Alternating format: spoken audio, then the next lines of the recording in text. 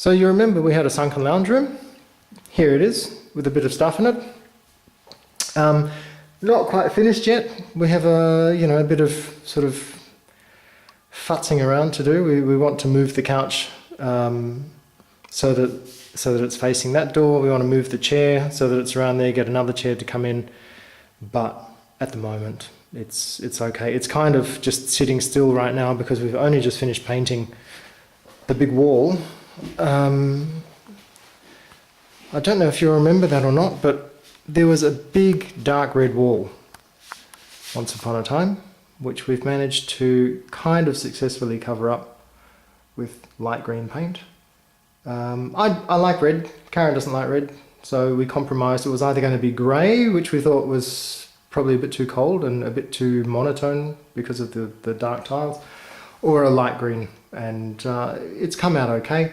It took a lot of covering up of the red, I've got to say, but you know, after 3 layers of paint, I think Stevie Wonder could actually read the wall and tell you what colour it is now.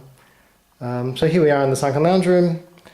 This IKEA shoe rack that the TV's sitting on is also very temporary. In fact, I'm about to head out now and get some wood, and we're going to build a shelf that extends those top 2 stairs across to the wall so that the television and the stereo can sit on there.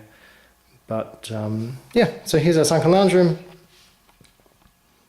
Still trying to work out, if you've got any ideas, please tell me. Still trying to work out what, if anything, we can put on the wall there to break it up. It just feels like it's a bit big and empty to me, but we've got to think in terms of what's a priority. It's not really a priority at the moment. We spend a lot more time here than I ever thought we would. You know, I really thought we'd be spending our time upstairs, but the cat likes it here, which means we spend most of our time here as well.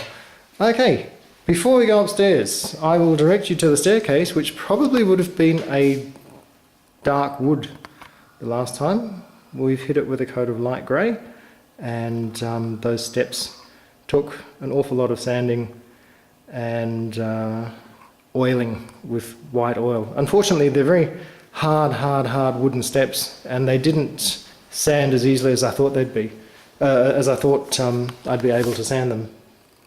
And I don't know if you're picking up the white tint on the camera, but you know, sometimes you just have to acknowledge your limits and say that's the best I could do and be happy with it. And I'm happy with it. And other little things that you don't really notice. We've painted that metal beam. It was a bit rusty before. Oh, hung a butterfly up there. It was a bit rusty before, which I quite liked the look of, but supposedly it was only going to get worse and not be that great for the house. So it had to be painted. It's painted now. Something we can forget about and put behind us. Right, come upstairs.